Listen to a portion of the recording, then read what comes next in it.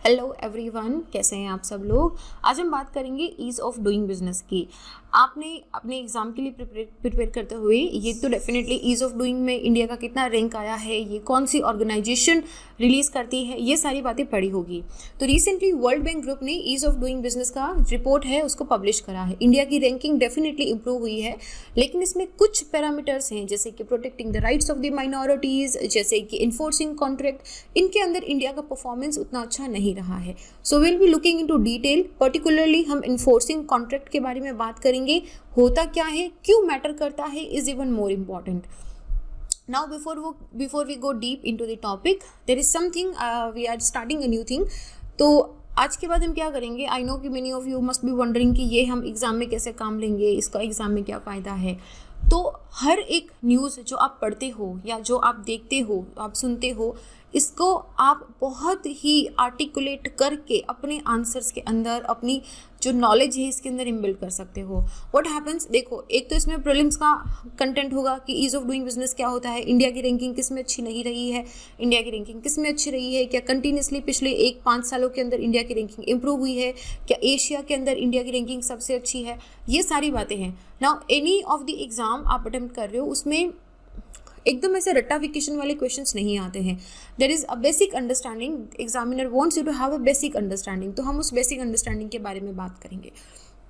Another point is कि if you are giving a written exam, तो ये जो रिपोर्ट्स आती हैं, ये जब भी आप इंडिया में डेवलपमेंट की बात करते हो, इंडिया में एंटरप्राइजेस की बात करते हो, if you are talking even about the FDI also, if you are talking about the private companies, अगर आप इनमें से किसी भी, अगर आप जुडिशरी के बारे में बात करते हो, तो इन सब के अंदर ये टॉपिक का कंटेंट आप उसमें यूज़ करो। देखो, कोई भी न्यूज़ आप देखते हो, पढ़ते हो, सुनते हो, वो कभी भी एकदम ऐसे वेस्ट नहीं होता है कि कहाँ काम आएगी, ऐसा कभी नहीं होता है। इट्स अपॉन यू कि आप उसको कैसे यूटिलाइज़ करते हो, राइट। जैसे कि कुछ टाइम पहले अगर हमने निक्सम का या फिर अगर हमने सूली ऐप का न्यूज़ देखा था, use that content, use those examples in the case studies. जब भी आपको लगे कि ये रेलेवेंट है, यहाँ पे हर एक टॉपिक किसी ना किसी दूसरे टॉपिक से रेलेवेंट होता है, जहाँ पे भी रेलेवेंट होता है इसको केस स्टडी की तरह, इसको एग्जाम्पल्स की तरह इसको यूज़ करना सीखो, ठीक है। मैं आज के बाद हम यही करेंगे, हम जैसे ही कोई टॉपिक करेंगे एक बार पहले हम बात कर लेंगे कि कैसे इसको एग्जाम में यूज़ करा जा सकता है, ठीक है। आई थिंक वो बेटर रहेगा कि आपकी अप्रोच टूवर्ड्स द टॉपिक भी है जो थोड़ी सी अकॉर्डिंगली रहेगी। Okay, so ease of doing business report start करें। All right, so ease of doing business report जो है, ये डूइंग बिजनेस रिपोर्ट पब्लिश करता है world bank group.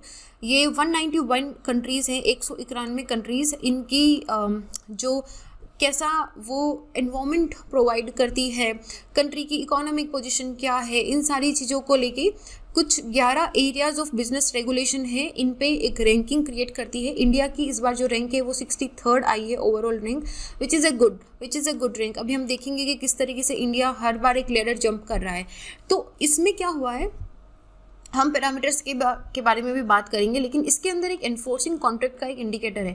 Total 11 indicators हैं, उसी में से एक है एनफोर्सिंग कॉन्ट्रैक्ट। ये एनफोर्सिंग कॉन्ट्रैक्ट बहुत ही, it is one of the most essential, आप बोल सकते हो कि क्राइटेरिया है, जो ये डिसाइड करता है कि अगर किन्हीं भी दो एंटिटीज़ के बीच में, चाहे वो प्राइवेट, गवर्नमेंट कोई भी हो सकती है, अगर उनके बीच में किसी भी तरह का डिस्प्यूट आता है तो उसका रेजोल्यूशन कैसे होगा। कोई भी कंपनी या कोई भी ऑर्गेनाइजेशन आगे काम करने से पहले एक कॉन्ट्रैक्ट साइन होता है, जैसे कि अगर टेंडर भी निकलता है तो उसमें एक कॉन्ट्रैक्ट साइन होता है। वो कॉन्ट्रैक्ट साइन होने के बाद में उस एग्रीमेंट के अकॉर्डिंग अगर काम नहीं हुआ है, चाहे वो ज़मीन को लेके डिस्प्यूट हो सकता है, चाहे वो क्वालिटी को लेके डिस्प्यूट हो सकता है, चाहे वो अंडरस्टैंडिंग द एग्रीमेंट इटसेल्फ एक कन्फ्यूजन हो सकता है, तो इस तरह के डिस्प्यूट को जुडिशरी, वो फिर जाते हैं जुडिशरी के अंदर। तो ये जुडिशरी की इफ़िशियंसी पे डिपेंड करता है कि इस तरह के जो कमर्शियल डिस्प्यूट्स आते हैं उनको कितना जल्दी रिजॉल्व करा गया है, राइट। तो हम ये जो पॉइंट है ना, आप इसको जब भी इन्फोर्समेंट कॉन्ट्रैक्ट की बात आती है, या इफ़िशियंसी ऑफ जुडिशरी की बात आती है, या फिर इवन एनी न्यू डेवलपमेंट या इंफ्रास्ट्रक्चर की बात आती है, you definitely use this kind of content. ऐसा कभी भी हार्ड एंड फास्ट रूल नहीं होता है कि मुझे यही यूज़ करना है, क्या always try to think out of the box. पर आउट ऑफ द बॉक्स में ये भी नहीं है कि बिल्कुल अनरिलेटेड भी लिखना नहीं है, ठीक है। तो इसी को एनफोर्सिंग कॉन्ट्रैक्ट के अंदर ना हमारी रैंकिंग अच्छी नहीं रही है इस बार, we haven't improved our marks. तो उसके अंदर उसी को अच्छा करने के लिए, उसी में वर्क करने के लिए department of justice under the ministry of law and justice ने इन्फोर्सिंग कॉन्ट्रैक्ट एक पोर्टल, एक ऑनलाइन पोर्टल है, इस पोर्टल को लॉन्च करा है। नाउ ये जो पोर्टल है it will be looking into the ease of doing business in India. क्या करेगा ये पोर्टल? ये पोर्टल जितनी भी लेजिस्लेटिव एंड पॉलिसी रिफॉर्म्स हैं उनसे रिलेटेड जितनी भी इंफॉर्मेशन है उसको एक जगह पे लाके एक कॉम्प्रिहेंसिव सोर्स प्रोवाइड करेगा। तो इससे क्या होगा कि मान लीजिए कि कोई भी दो प्राइवेट एंटिटीज़ हैं, अगर उनको चाहिए कि इसमें किस तरीके से डील होगा, किस तरीके से इसमें पॉलिसी बननी चाहिए, क्या पॉलिसी बनी हुई है, if there is any information they require, rather than going to the Google looking at the 10 pages, directly go कि आप इन्फोर्सिंग कॉन्ट्रैक्ट पोर्टल जो है वहाँ पे जाओ और आपको वहाँ पे सारी इन्फॉर्मेशन एक जगह पे मिल जाएगी। तो मैंने आपको बोला था कि 11 पैरामीटर्स हैं। 11 पैरामीटर्स क्या हैं? अच्छा, इसको थोड़ा ध्यान से देखो, दिस इज़ वेरी इंपॉर्टेंट। हमने हमारी जो रैंकिंग है, आप ईयर बाय ईयर देखो, 2014 में हमारी रैंकिंग 142 थी। 2014 से 2019 तक कंटिन्यूसली हमारी रैंकिंग बढ़ी है, एक्सेप्ट दीज 2 ईयर्स। 2015 और 2016 में हम 130 पे थे। इसके बाद हमने जंप करा and we directly reached to 100, और 100 के बाद हम रुके नहीं है, हम 77 और उसके बाद 63 पे आ गए हैं। अभी हमारी रैंकिंग है 63। नाउ इसके जो 11 पैरामीटर्स हैं, look at this 11 parameters. Year देखो पहले 2014 और ये है 2019, इन दोनों के अंदर कंपैरिजन देखना, ठीक है। अच्छा, नंबर में देखो, जितना कम नंबर है उतनी अच्छी रैंकिंग है, ठीक है, मतलब कि हमारी जो रैंक है वो उतनी हाई जा रही है। ये 191 कंट्रीज़ के अंदर हमारी rank ease of starting business के अंदर 2014 में हमारी रैंक 158 थी, 2019 में हमारी रैंक 136 है। तो इट्स लाइक जितना कम नंबर है उतनी अच्छी बात है, इन चीज़ को ध्यान रखना। अभी 1 बाय 1 एक बार देखो कि क्या किस तरीके से बनती है। अच्छा, ये क्वेश्चन ना पहले प्रीलिम्स में पूछा जा चुका है कि ईज ऑफ डूइंग बिजनेस के अंदर कौन कौन से पैरामीटर्स होते हैं। तो इस तरीके से UPSC is asking questions and other state exams are also asking a little deeper questions, तो इसको थोड़ा सा ध्यान से देखना। तो पहला है ease of doing a business, ease of starting a business, कि आपको कोई नया बिजनेस स्टार्ट करना है तो उसमें कितनी कॉम्प्लिकेशंस आती हैं, आपको किस तरीके से फाइल वर्क करना होगा, रजिस्टर क्या करना है, लाइसेंसिंग किसके लिए लेना है, अभी तो खैर लाइसेंसिंग हटा दिया है।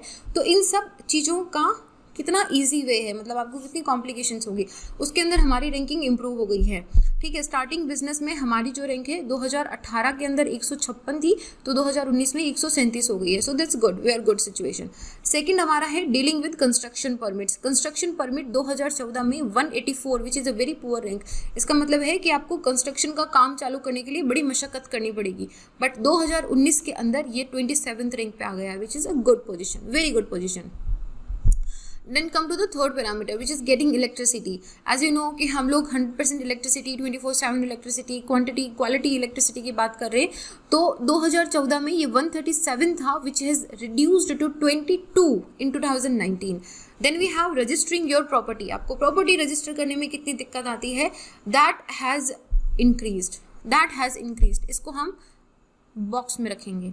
रजिस्टरिंग योर प्रॉपर्टी 121 था 2014 में, इसकी रैंकिंग इंक्रीज होकर 154 हो गई है, that's a point. Then we have getting credit for your business.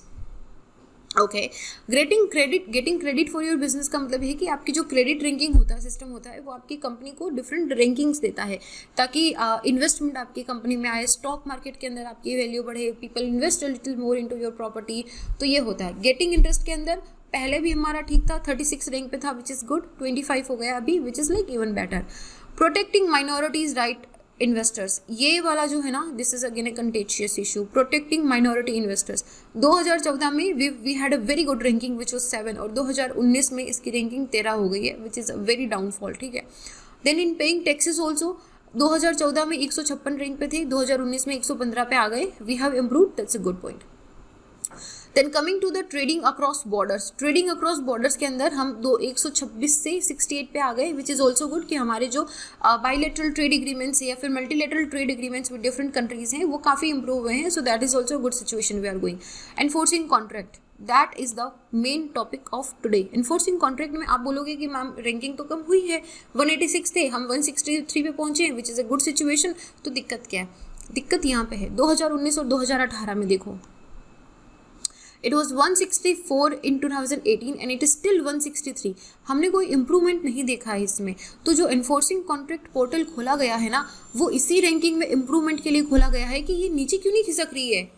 हर एक रैंकिंग आप देखो, हम 3 डिजिट में थे, हम 2 डिजिट में आ गए हैं, बहुत अच्छा इंप्रूवमेंट हुआ है। How come enforcing contract is not reducing, कुछ तो दिक्कत है उसमें, तो उसी दिक्कत को रिजॉल्व करने के लिए इन्फोर्सिंग कॉन्ट्रैक्ट पोर्टल खोला गया है। Then we have the resolving insolvency also, जिसका रैंकिंग भी अच्छा हो गया। एज यू नो, हम इंसॉल्वेंसी एक्ट भी लेके आए हैं, that is also working in our favour, तो ये सब ठीक हो गया। Now come to the another point, India का एशिया में रैंकिंग कैसा है। एशिया में इन्फोर्समेंट ऑफ कॉन्ट्रैक्ट की रैंक जो है इंडिया की काफ़ी पीछे है। अब पाकिस्तान की रैंक हमसे आगे है, और ये तो खैर है, but just look at the number, look at the number, कितना टाइम लगता है किसी भी कॉन्ट्रैक्ट को इन्फोर्स करवाने के लिए, मतलब उसको इन रियलिटी में इन्फोर्स, उसको लागू करवाने के लिए 1445 डेज लगते हैं, which is even more than Bangladesh, more than Sri Lanka, more than Pakistan. Ranking पे मत जाओ, ठीक है, इसकी रैंकिंग पे मत जाओ, क्योंकि जो टोटल रैंकिंग बनती है वो काफ़ी सारे फैक्टर्स होते हैं, but look at the days, how many days it takes, ठीक है। टॉप 5 कंट्रीज में कितना लगता है, सिंगापुर में लगता है 164 दिन के अंदर case clear, Korea 290 days, Kazakhstan 370 days, Norway 400 days, China 496, India 1445 days, ठीक है। तो ये लैग इन डिस्प्यूट रेजोल्यूशन है। अच्छा, रैंकिंग में हमने बढ़िया काम करा है, डीलिंग विद कंस्ट्रक्शन परमिट्स में, ट्रेड अक्रॉस बॉर्डर में, रिजॉल्विंग इंसॉल्वेंसी के अंदर, ranking has improved like anything, but protecting minority investors, getting credit and enforcing contract are these 3 points जहाँ पे we have not perform good. So we are going to talk about that, इसको बाद में देखेंगे, पहले एक बार थोड़ा डिटेल में आओ। तो ये जो पोर्टल बना है इन्फोर्सिंग पोर्टल, ये क्या करेगा, ये जितनी भी information, even Delhi, Kolkata, Mumbai and Bangalore, इन 4 जगह पे डेडिकेटेड कमर्शियल कोर्ट्स भी हैं, तो डेडिकेटेड कमर्शियल कोर्ट्स को जितनी भी लेटेस्ट इन्फॉर्मेशन है वो बहुत इजीली इस पोर्टल में मिल जाएगी। डेडिकेटेड कमर्शियल कोर्ट खोले क्यों गए थे, ताकि जितने भी कमर्शियल डिस्प्यूट होते हैं, देखो नाम में पता है, डेडिकेटेड कमर्शियल कोर्ट्स, कमर्शियल जितने भी डिस्प्यूट होते हैं उनके स्पीडी रेजोल्यूशन के लिए, एक डेडिकेटेड इंफ्रास्ट्रक्चर और एक dedicated exclusive judicial human power लगाया गया है, ताकि ये जो इन्फोर्सिंग कॉन्ट्रैक्ट वाला है ना, कि हमको 1445 डेज लग रहे हैं एक कॉन्ट्रैक्ट को इन्फोर्स करवाने में, वो रिड्यूस हो जाए। तो इससे क्या होगा कि जितने भी कमर्शियल, और ये क्या करेगा, जितने भी कमर्शियल लॉज हैं जिनमें ये केसेस फंसते हैं, जिनकी वजह से कमर्शियल डिस्प्यूट होते हैं, उसकी एक रेपोजिटरी बनाएगा। रेपोजिटरी क्या होती है, एक लिस्ट बनाएगा पूरी, कि जितने भी चाहिए दिक्कत है, कहीं मत जाओ, इस पोर्टल पे आओ, सारी इन्फॉर्मेशन मिलेगी। नाउ ये जो पोर्टल लॉन्च करा गया है, it will also work as an comprehensive source of information, जितनी भी इन्फॉर्मेशन कॉन्ट्रैक्ट को इन्फोर्स करने में लगती है वो सब यहाँ मिलेगी। तो ये जो ये है, ये क्या करेगा, ये जितने भी, मान लो आपको सारी इन्फॉर्मेशन लेजिस्लेचर से, लेजिस्लेटिव या पॉलिसी रिफॉर्म के लिए चाहिए, वो जो कॉन्ट्रैक्ट इन्फोर्स करना होता है ना, उसको स्ट्रेंथन करना है, तो उसको, उसके वजह से क्या होगा कि हमारी जो रैंकिंग इन इन्फोर्सिंग कॉन्ट्रैक्ट है वो इम्प्रूव होगी, तो हमारा ईज ऑफ डूइंग बिजनेस का जो रैंक है वो और भी अच्छा होगा, क्योंकि look at the data, we have improved in so many, and that is why we are at 63rd rank. Okay, तो ये जो बड़े हैं ना, कि ease of doing business, ease of starting a business अभी हमारा ज़्यादा है, या फिर हमारा रजिस्टरिंग योर प्रॉपर्टी थोड़ा सा ज़्यादा है, या फिर पेइंग टैक्सेस भी अभी हमारा और अच्छा इंप्रूव हो सकता है, इन्फोर्सिंग कॉन्ट्रैक्ट हो गया, इन सबको हमको और भी इम्प्रूव करना है, तो our ranking will be under 50 also. तो ये चीज़ है। तो इसमें क्या हो रहा है कि इन्फॉर्मेशन जितनी भी, अभी क्या क्या इन्फॉर्मेशन मिलेगी, एक तो आपको डेडिकेटेड कमर्शियल कोर्ट की जितनी भी इन्फॉर्मेशन है सब मिलेगी। दूसरा, आपको ई फाइलिंग कैसे करना है, किस तरीके से कोर्ट में फाइल करना है, ई फाइलिंग कैसे करना है, उसके लिए आपको एक वीडियो मिलेगा। नाउ यू माइट थिंक ये तो छोटी छोटी इन्फॉर्मेशन है, क्या यही छोटी इन्फॉर्मेशन है जो ईज़ ऑफ डूइंग बिजनेस के अंदर हमारी रैंकिंग को इम्प्रूव करती है। इट्स लाइक, मान लीजिए कि एक नया इंसान है, उन्होंने एक नया कंपनी खोला है, he is not very mature into the business things, अभी उन्होंने डील करना स्टार्ट करा है, and he doesn't know the nitty-gritties of कि किस तरीके से कमर्शियल डिस्प्यूट्स को हैंडल करना चाहिए। To help people like, to help newcomers like him, I must say to help newcomers like him, these are the small things which helps a lot, कि advocate को कैसे रजिस्ट्रेशन करना है, जो electronics case management tool होता है उसका manual किसको कैसे यूज़ करना है, ई कोर्ट सर्विस एप्लीकेशन जो लॉयर्स के द्वारा यूज़ करी जा सकती है, जितने भी कमर्शियल लॉज हैं उनकी एक रेपोजिटरी बनाई जाएगी रेफरेंस के लिए। तो ये सारी चीज़ें क्या है कि चाहे वो न्यू कमर हो, चाहे न्यू इन बिजनेस हो, चाहे ओल्ड इन बिजनेस हो, it's always complicated until unless you are like, बिल्कुल आप एक महारथी ना हो इस केस के अंदर, ये बाकी लोगों के लिए काफ़ी हेल्पफुल होती है। तो ये और क्या करेगा कि जितने भी मीडिएशन एंड आर्बिट्रेशन होते हैं हाई कोर्ट के अंदर, उनकी ऑनलाइन रिपोर्टिंग को होस्ट करेगा, ठीक है। तो this is also a good thing. Now comes a more important topic कि व्हाई डज इट मैटर, ज़रूरत क्या है। कॉन्ट्रैक्ट इन्फोर्समेंट जो होता है ना, वो किसी भी कंट्री की इकोनॉमिक डेवलपमेंट और सस्टेनेबल ग्रोथ के लिए एसेंशियल होता है। इन्फोर्समेंट का मतलब क्या हुआ कि वहाँ पे किसी चीज़ को लागू करने में कितनी दिक्कत हो रही है। लागू कैसे होती है कोई चीज़, जब लॉ एंड ऑर्डर की बात आती है।